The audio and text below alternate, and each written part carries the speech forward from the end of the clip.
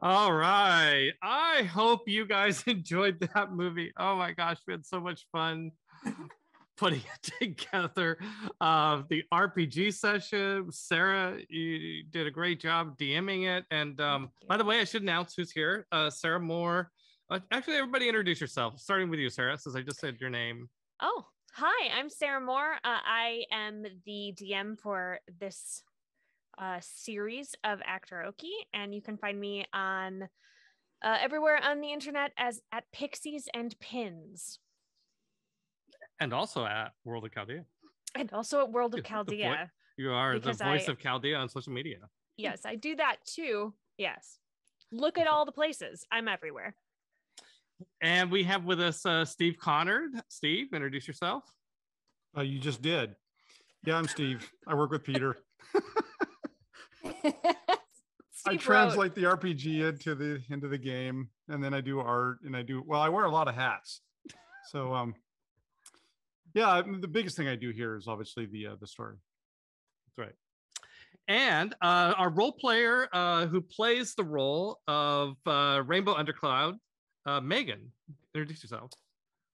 Hi, I'm Megan Karimianasser. I play the role of Rainbow Undercloud. Peter, you keep stealing our lines. I don't know what to say. I'm on Twitter at Megan KN. It's MEAGANKN, and on Instagram at Megan and Eggs. And that's me. I think I'm just going to be silent. Awkward silence. You're supposed to sing our lines. You give them to us. Remember? Yes, that's right. And Carlton, you Hi, are everyone. Next. I'm Ann Carlton, and I act the role of Rainbow Undercloud and the acting part of it. You guys are making me think of the old laugh and joke of here's two men who need no introduction because they know each other already.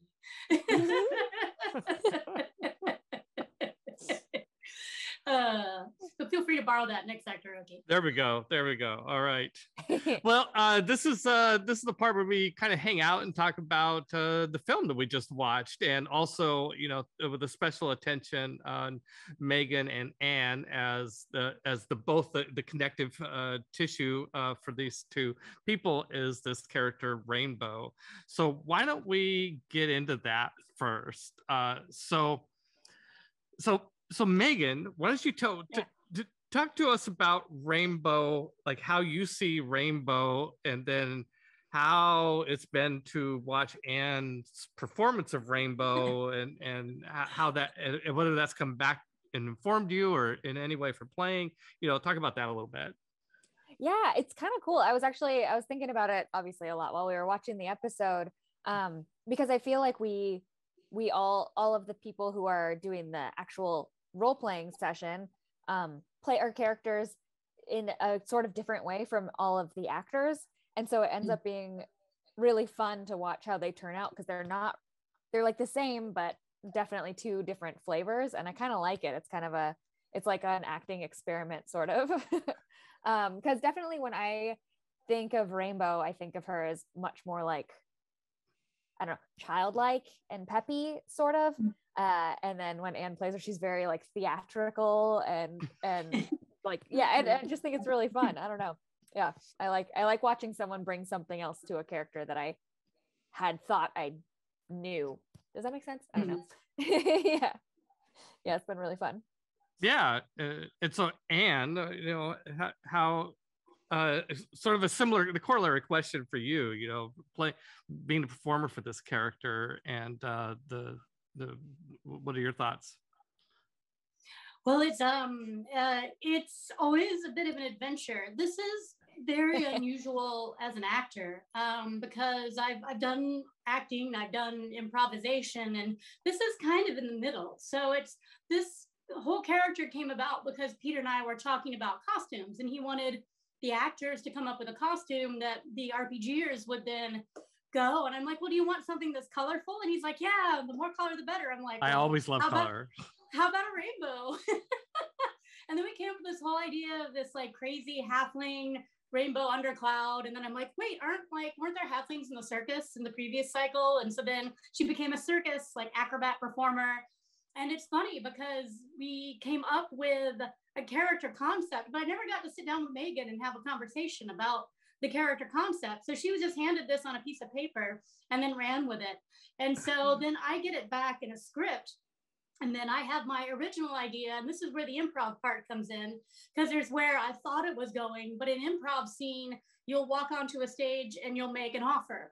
And then someone else will come in and maybe come in and go, I've missed you so much. And then someone else comes in and goes, yeah, when we killed our father together, we had to, split for like 10 years, but it's nice to see you again. And that wasn't where you were going at all.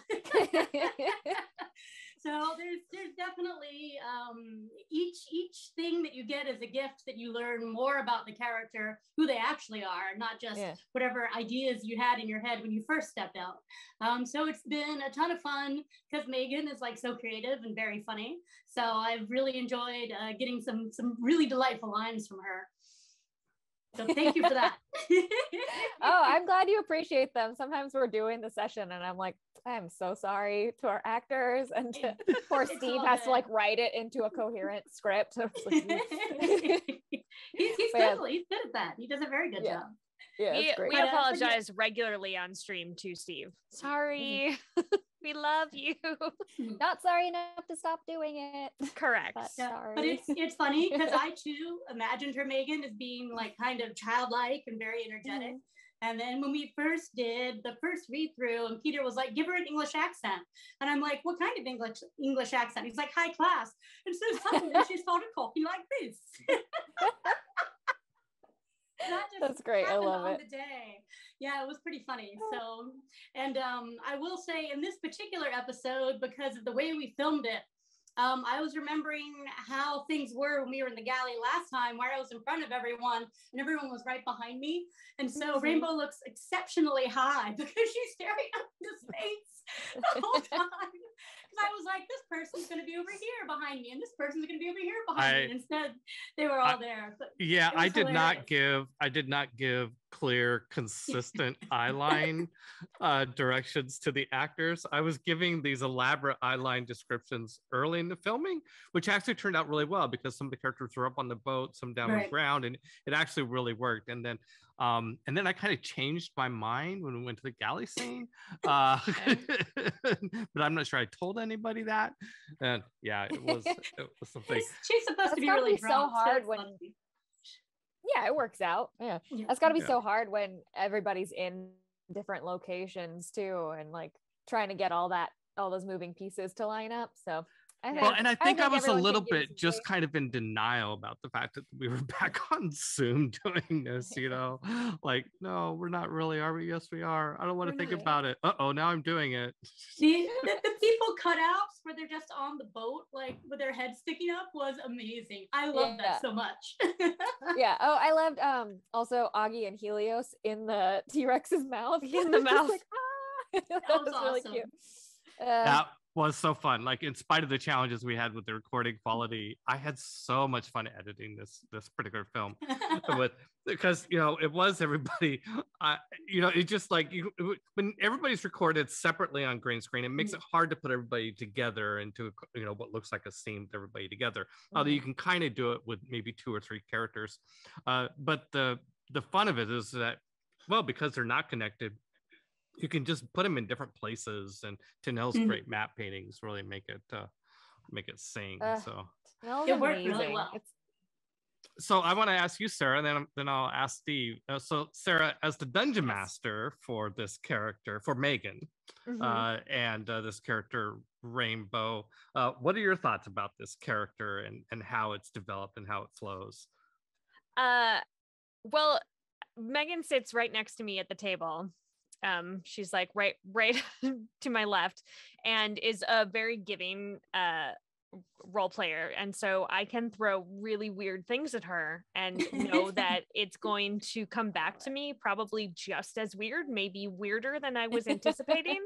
And so it's been really fun to I feel like Rainbow has had the most sort of strange interactions. Like, she went off and I was a bee, and I was a theremin for her, and we got drunk together in the galley, and like I just feel like Rainbow's the character that I can be like, I don't know, I have this weird idea. What are we doing? I want it. Give it to me. Those are my favorites. Let's do Yes, Yeah, so we I just think kind we're of on the same play. page. Yeah, same page. And then Anne has to interpret it. So thank you, Anne. You're welcome. I like madness and silliness, so bring it. Excellent. It's good to know I don't have to feel so guilty about the stuff that Sarah and I end up doing, because we just like start spitballing. We maybe should not be sitting next to each other, is what I learned. There should be some sort of separation, but it's too late now. Who am I gonna play footsies with? I know, that's true. That's true.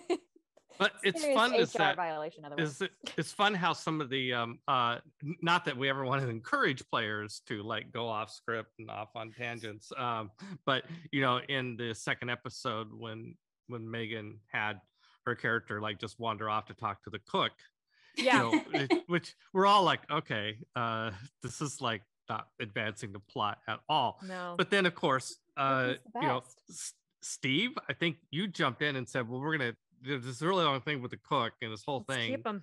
Like, we're going to make this character a lot more, a much bigger character than just the cook, right? Yeah. Well, and Dylan was so good. Oh, yeah. Dylan was great. We couldn't not bring him back, And they're on a ship, and it would be very weird for the like 2 NPCs that we had met to not show up in an episode. Yeah. So Steve, talk about how you see the character, but also like this whole thing with Cookie and this random excursion to talk to the cook turns out to create this major NPC. Well, when you sit down and I've watched and played a lot of RPGs over the years, I have to be in a different mental state when I'm watching the players play, because I'm going through and go, oh, I really like that line. Oh, I like that. That's going in. And, there's stuff, because you have to whittle it all down to a coherent little story.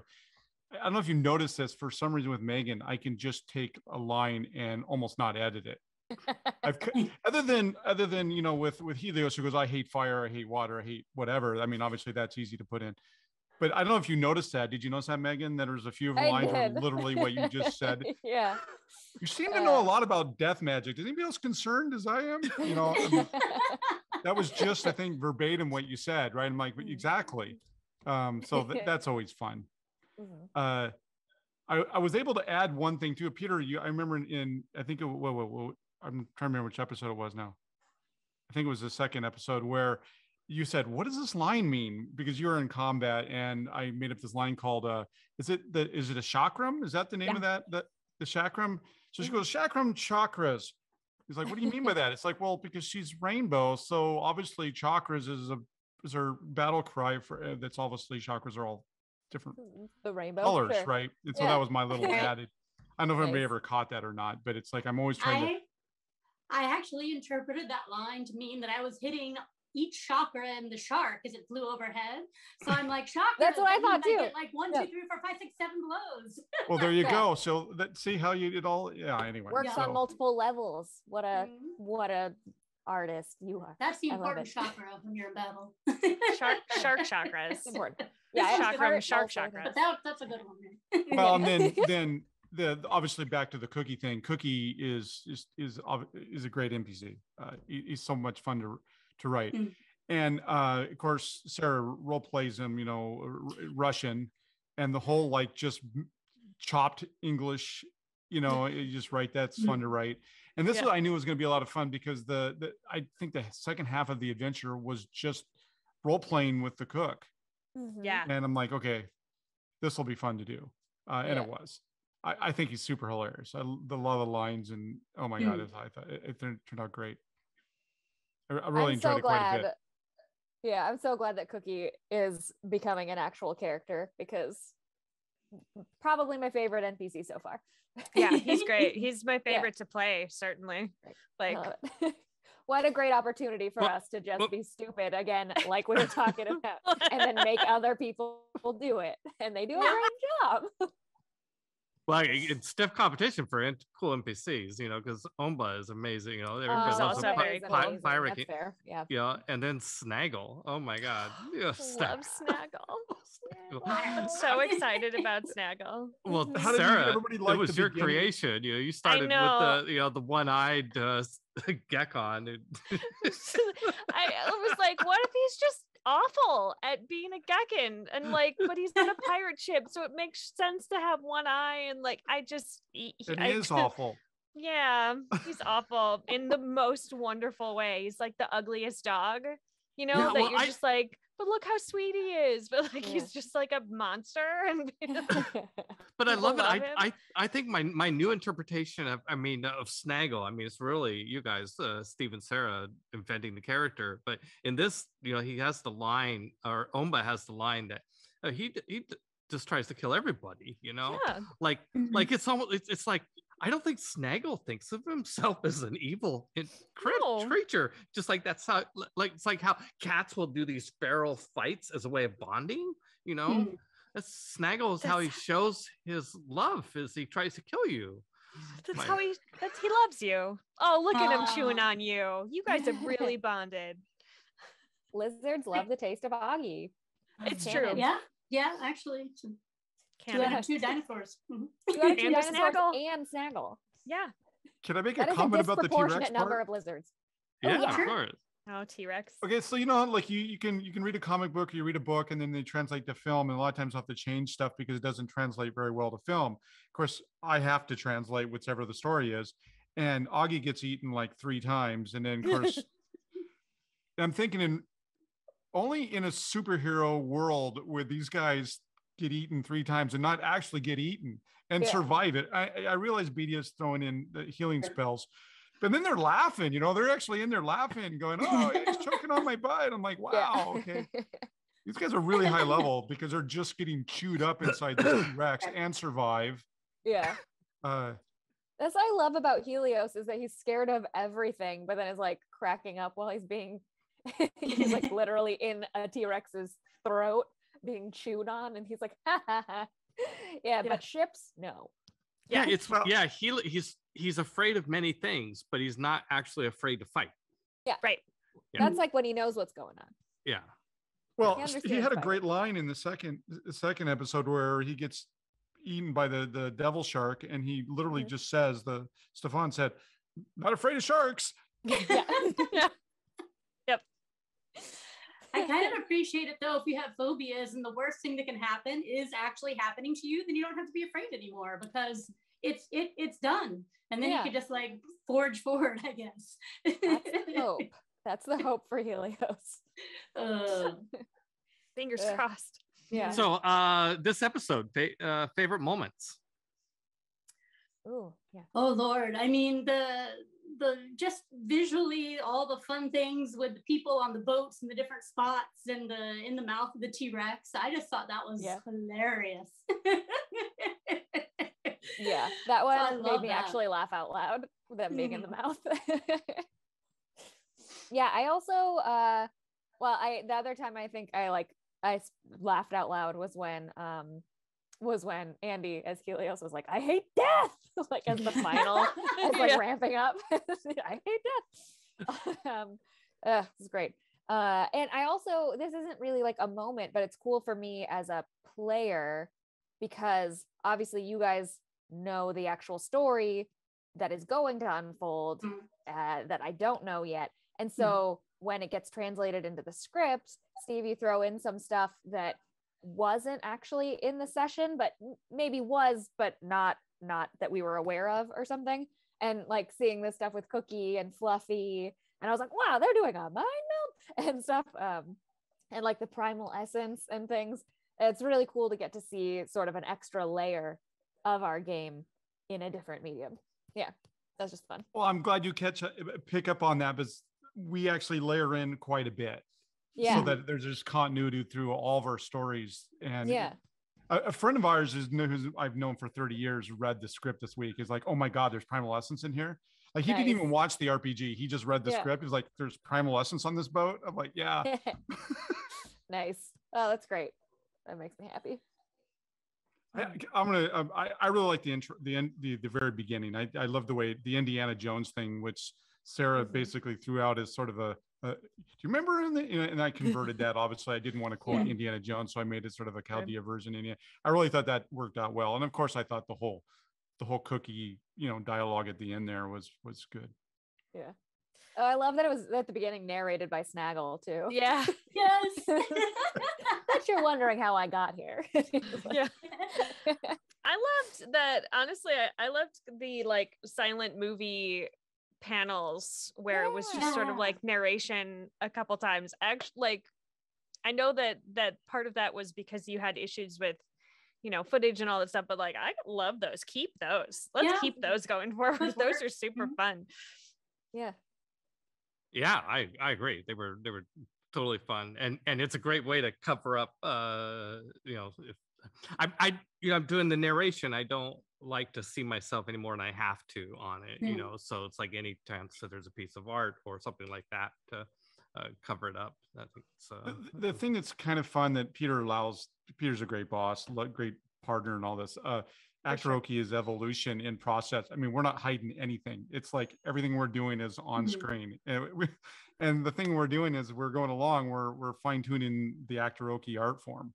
And we get together during the week. We should do this. And hopefully it's evolving. And that was one of the things that we added this time was the text screens. I love it. Probably a term for great. those. Yeah. My favorite thing about the movie was I got to expand my skills at color correction. Like I did this thing thanks to Sarah's husband Jeff Moore, who's been tutoring me on the side on how to use Adobe products. I learned between the prior edit and this edit, I learned how to do modifications on skin tone colors. And so I feel like now it's hard to tell with the footage we had, but it was really satisfying to be able to do that and to be able to improve a lot of skin tone colors of the characters. So I don't know if that's really the favorite part of the movie. I'm just talking about the favorite part of making it, maybe. Yeah. I'll add to that. What will be my new favorite thing for the next cycle is now that we had this really random thing of Rainbow being super high, just like gazing up into space randomly. I now have to make that a thing so that I justify the randomness that just happened by making it repeat later. All right. Noted. Yeah. We'll get her high. Don't worry. I can make that happen. I'm sure something will occur. Just offer it. Yes, I will try that mushroom. Thank you. If you think she didn't do a little foraging while the ship was wrecked, yeah, you'd be wrong. For sure. So Sarah, any hints of what's to come? Like you're up next. The next Actoroke event is going to be you, DMing Megan, and well, I mean, we all got this really great sort of teaser of Cookie, who apparently is some kind of doctor, maybe. Which doctor? Death shaman in the shaman. He's in the death business, if you will. Trade, his family, family tradition. And so maybe this coming one we're gonna actually try to advance one of our quests. We'll see what happens, unless my players run off into the jungle again and ignore everything I've laid out for them. So I think you are underestimating how many times Aggee can jump into a monster's mouth. I know. I feel like even when I don't provide monsters, like he still got chomped on by Snaggle. I didn't even there was no enemy around and he was still getting eaten. And I don't know how it happens, but shame damage. Shame damage. Yep. This guy. He's just really delicious. Honestly, enough things have tried chomping on him. Starting to get curious. I don't think anything tried to eat him in the second episode. So I have another question for our two guests. It's about the other characters at the table. So we've talked a fair amount about Aggee and Helios and Badia. So I'd be curious to compare, Megan, your thoughts about the other characters, the other player characters, and then compare that to Anne's thoughts. So Megan, we'd start with everyone you like to start with. Okay. Do you mean my thoughts on the characters, like the relationship in the RPG versus the actors, or do you just mean like ignore the actors? Ignore the actors. You as a role player at the table, just like how do I see those characters? How do you think Rainbow sees Helios, for example? Yeah, Rainbow is very fond of Helios in the way that, and I mean this in the best way possible. Stefan, or Stefan, if you're, well, I think he's watching. That he's like a giant, like her favorite stuffed animal, or like she just wants to be around him all the time and like take care of him, but also recognizes that he's like capable in his own right. But she definitely loves having him around, especially because often Aggee is being eaten, and so the two of them are the ones like kind of in melee with stuff, and so they're learning how to fight together, which is the new skill, really. So I love that. I just love Helios. He's great. So Anne, how do you react to that as the performer for Rainbow? Do you kind of see it the same way, or? Well, I think Rainbow, when it comes to Helios, he's a bit sort of like a clumsy baby brother, or perhaps a big scary dog who's scared of thunder, and I have to comfort him, and then he will eat someone if they bother me, and it's wonderful. And Aggee is sort of like a very clumsy baby brother, and he's always tripping and hurting himself, so I have to look out for him. And then Badia is my fierce older sister, and she will take care of everything. Badia is the group's mom for sure. No. Yeah. Yeah. Yeah. Someone has to be. Yeah. And Cookie is I think Rainbow's buddy and drinking companion. Yeah. So she's decided, Cookie doesn't see it this way, I'm sure, but she's decided that Cookie is her best friend. Well, I mean, Cookie was very interested in being a part of whatever story was being told, so that would mean that he would have to be present. So BFF, yeah. I believe I did mention a few times that Cookie was my new best friend. So you did? It never made it in the script. Cookie, so, obviously, but I think so. Yeah, it was said a lot at the table. Does Rainbow have a little crush on Cookie? Which is that a thing? Do you think Rainbow has a slight crush on Cookie, or is it just like she's been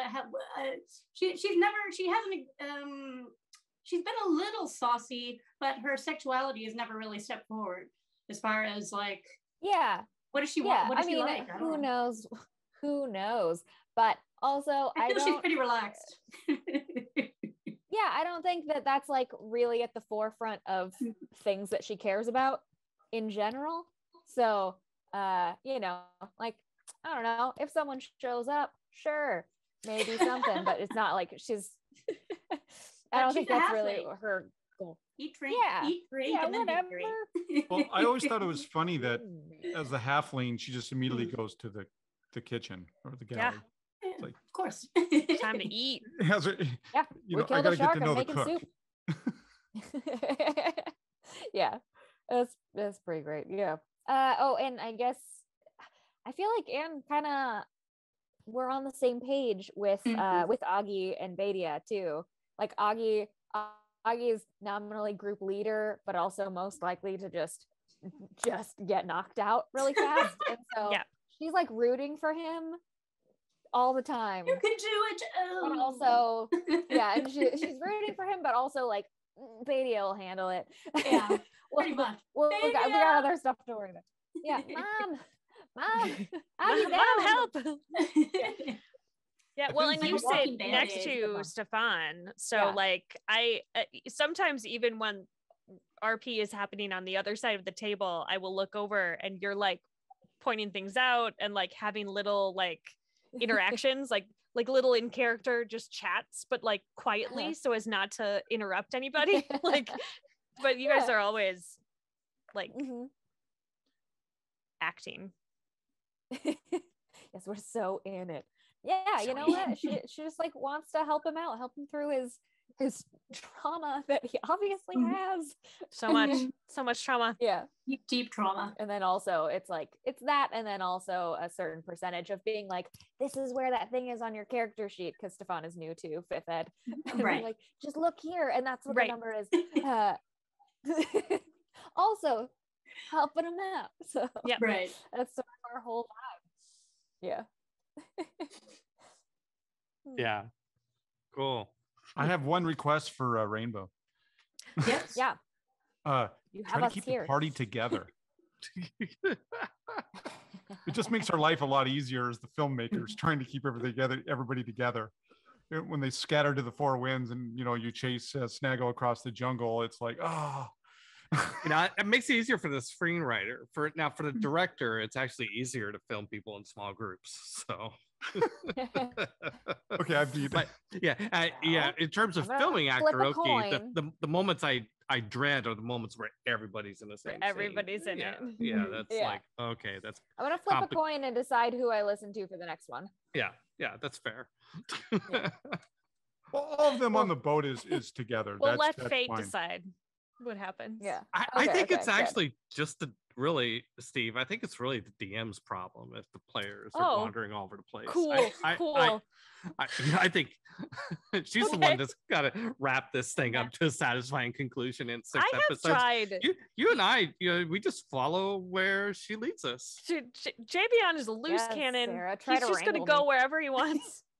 This is not my fault. Well, in fairness, the only player at the table who cares about like trying to keep the plot going is Lexi. Yes, is Ingrid. And thank God. I'm so grateful. She's for such her. a hero.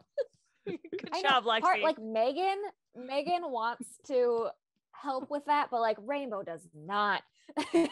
No. So anytime Lexi's like, okay, so I'm gonna go talk to the crew and figure out stuff about our plot, I'm like, I'm gonna go steal a boot, but I love what you're doing.